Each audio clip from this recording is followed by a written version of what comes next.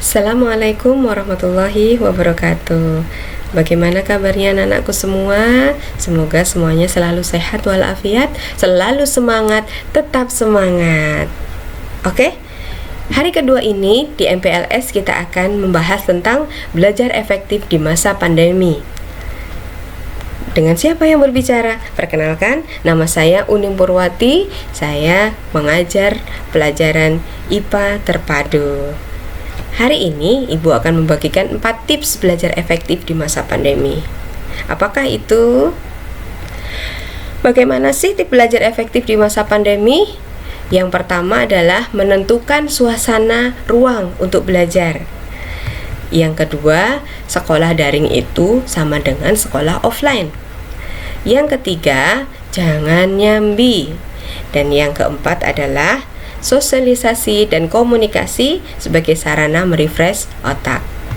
Kita bahas satu persatu. Yang pertama, menentukan suasana ruang untuk belajar.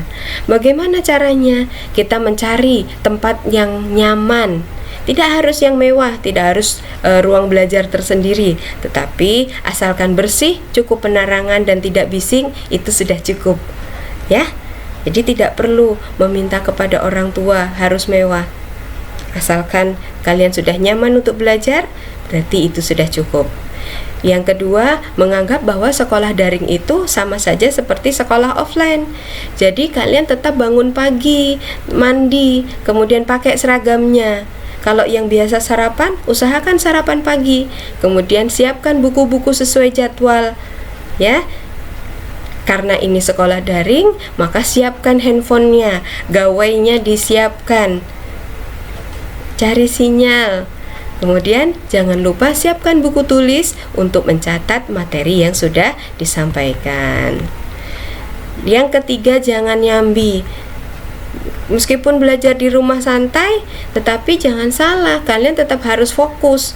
Jangan sambil belajar, sambil gendong sambil gendong adiknya, sambil masak, sambil nyuci, sambil ngepel.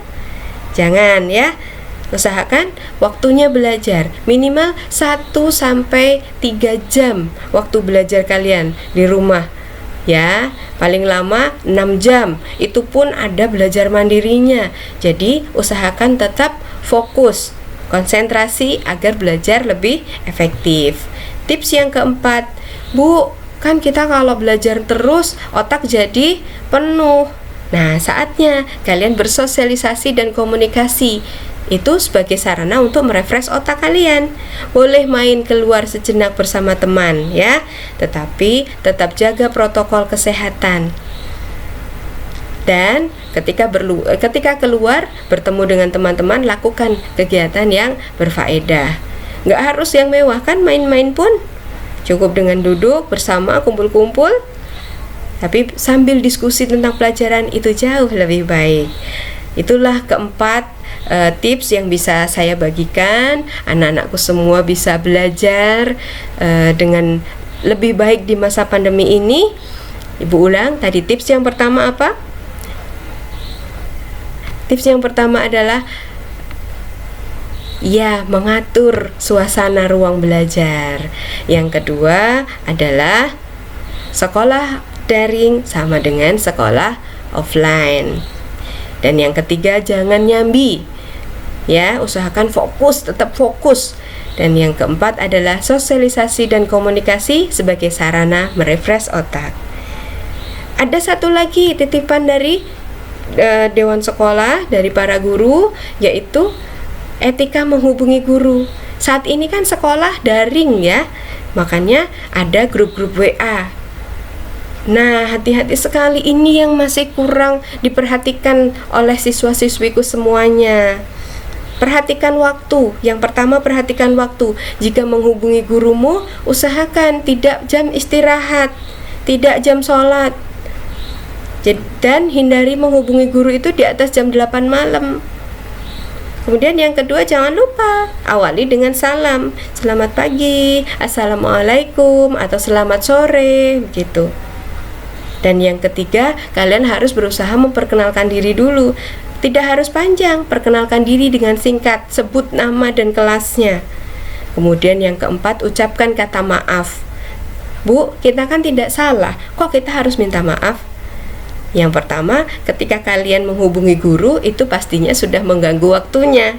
Meskipun kalian ingin bertanya, tetapi karena kita yang butuh, kita yang perlu, kita harus ucapkan, maaf Bapak Ibu, saya izin mengganggu waktunya sebentar, saya ingin bertanya. Begitu. Kemudian yang kelima, gunakan bahasa yang baik. Perhatikan bahasanya. Ya, jangan nyolot. Apalagi sampai ngegas. Apalagi sampai mengancam gurunya. Ketika lama belum dibalas, sampai WA berkali-kali, ping ping ping ping ping ping ping ping ping. Bapak Ibu balas dong.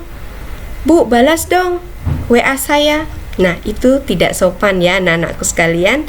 Tolong hindari yang seperti itu.